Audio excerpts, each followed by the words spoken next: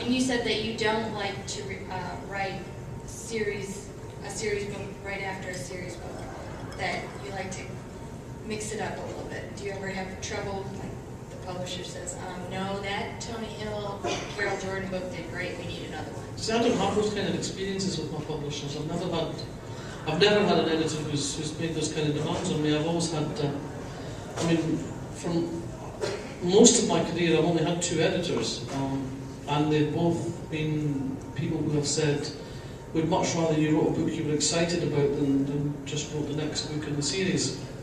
And I think that's quite healthy, really, from both from a writer's point of view and from a reader's point of view. I would hate to be stuck on a treadmill of having to write the same character, because that just limits the stories you can tell. You know, whoever your main character is, whatever your protagonist does, there's certain kinds of story they can't do. If you've got a private eye, it's very hard to have them involved in a serial killer story, because that really is straining the credibility too far. Private eyes don't resolve serial murders, you know. The private eye novel, for example, is in the first person. You only see what the detective sees, you only know what the detective knows. There are serious limitations to the kind of stories you can tell in that format.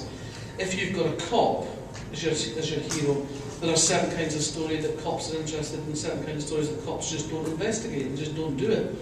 And so, if you stick to just the one kind of story, I think it's really boring. I mean, I'd just go mad if I had to do the same thing, same character, same sort of story every time. And I have huge respect for people who have the staunchness to do that book after book. You know, I could not have sat down and written A is for Alibi. I think Sue Grafton is a hero. You know, and it's so alien to the way my mind works. So yeah, I've never written a book because my publisher said they wanted it, in the sense of, we want this. Never mind what you want to write, we want this. I've never written a book because my publisher wanted it. I've never written a book because my readers wanted it. I've almost only ever written a book that I wanted to write, which is, you know, an incredible luxury. All right, you've had experience with your work going to film, and there's been a lot of different experiences based on author, as far as how that's turned out for them. How has your experience been? I had a very good experience. You know, Coastal Productions, who made Wine in the Blood and Place of Execution, were very respectful of the books. They made it clear that they were coming at this because they loved the books, so that's why they wanted to make it. They weren't just looking for a nice, starry vehicle. And you know, we sat down at the very beginning and talked through what the key elements of the books were that had to be represented on screen. And I think they did a very good job of that. I said to them then, your job now is to go and make as good television as you can make. And I think they did that.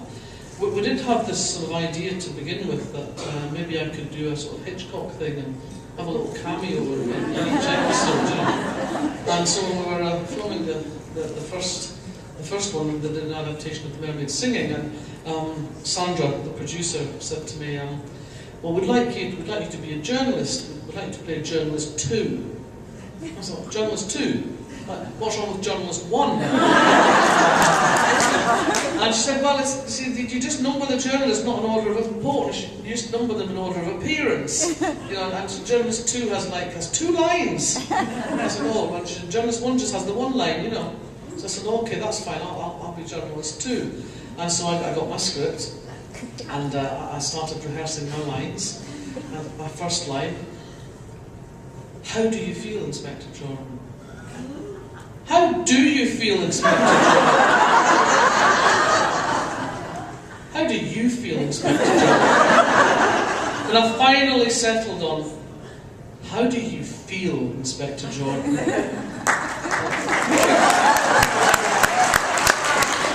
And then the second line, yes. So the day for filming was set, and I drove up to Newcastle where we filmed, and as soon as I got out of the car, before my foot even hit the ground, there was the producer running up to me and said, I'm really, really sorry, but we've got a problem with today's filming. We can't get the location for the scene that you were going to be in. We can't get that location until Friday. You're going to be in America at this, what's it called, a Bouchercon? And I said, Bouchercon. And she said, but what we're going to do is we're going to shoot the scene that has journalist 1 in it, so you can still be a journalist. So I got my little, 2 pages of script, and There was my line, and I looked at this and I think, well, what can I do with this? Jesus, where was he arrested? Where was he arrested? What kind of emotion can I bring to him? What's my motivation here? Where was he arrested? Where was he arrested? Where was he arrested? It just didn't have the same scope of build. But you know, you take what you can get. And the other downside of this was that instead of filming inside a nice warm building, filming a police press conference, we were going to be filming outside. Now this was January in Newcastle, right? 55 degrees north. There was something blowing up the Tyne, and I'm not sure if it was rain or sleet or hail or snow, but it was cold and it hurt. And the scene we were filming was one of these dramatic tropes I'm sure you're familiar with, where the suspect's in the police car being driven down to the police station, and the baying mob is out for their blood, you know.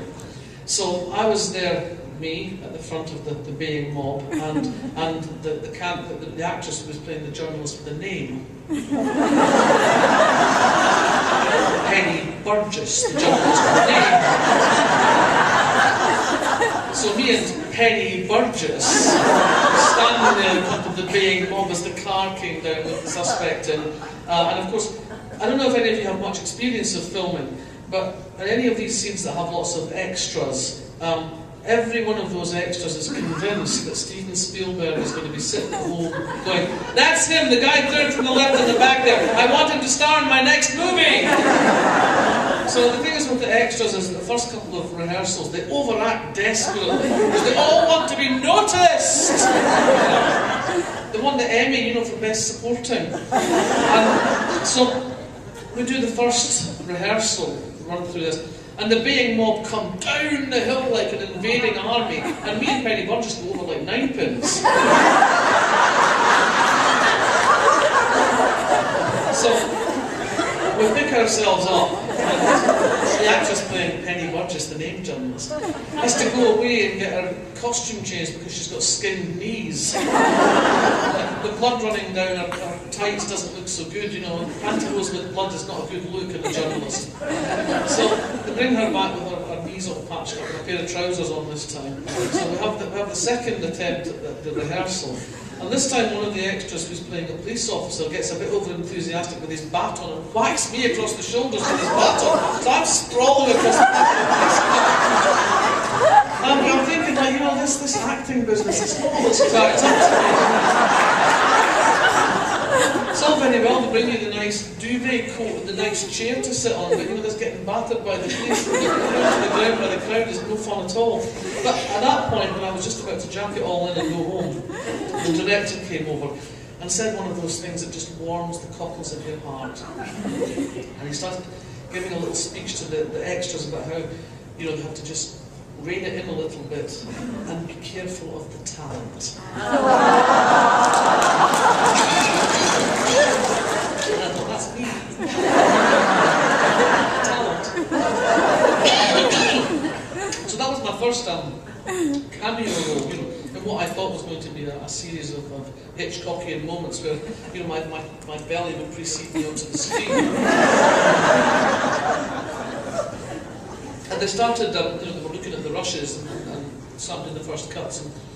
And Robson Green came up to me the next day and put his arm gently around my shoulders and he said, "Don't give up the day job, Penny."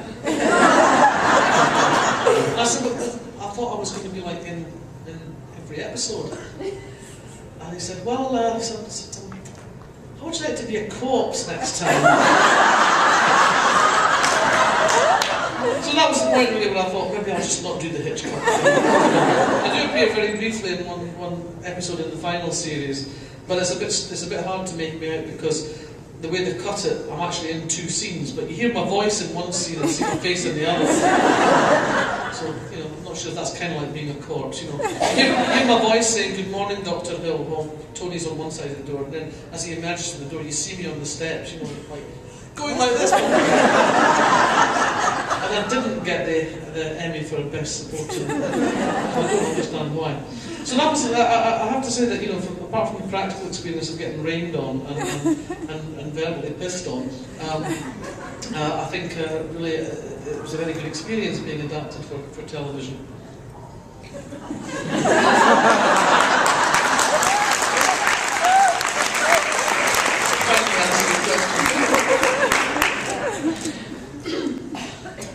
Over the course of 25 books, even if you're writing Colin Cowderell's 11 minutes in between, there's going to be changes in your life, and one of those changes was becoming a mother. How do you feel that altered you, or did it alter you as a writer? I think it alters you as a human being in some respects, and that probably does have an impact on the writing, because, you know, everything that you experience one way or another has an impact on the writing. But I think what it made me feel most particularly aware of was I think I was more aware of human fragility. It made me feel more fragile, because the thing you want is to be there for your kid. You want to watch your kid growing up, all that stuff. So I think it made me more conscious when I was writing about how fragile we are and how the impact of loss, how much greater the impact of loss is. Which is something I was trying to be aware of before, but I think it became stronger. So when you were writing, excuse me, when you were writing Fever of the Bone, which deals with a very emotional topic related to children, was that difficult to write, or are you able to separate you as the writer from you as the person? I don't think it was any more difficult to write than anything else, really, because, I mean, you know, the writing is a process of imagination. It is the process of walking in somebody else's shoes. It is about exercising your empathy, and I don't know that it was any more or less difficult. I think there's perhaps dimensions you become more conscious of when you've had particular experiences yourself, but I don't think it necessarily makes the writing of it any easier or harder. I think any kind of major life experience changes the way we look at what we write about.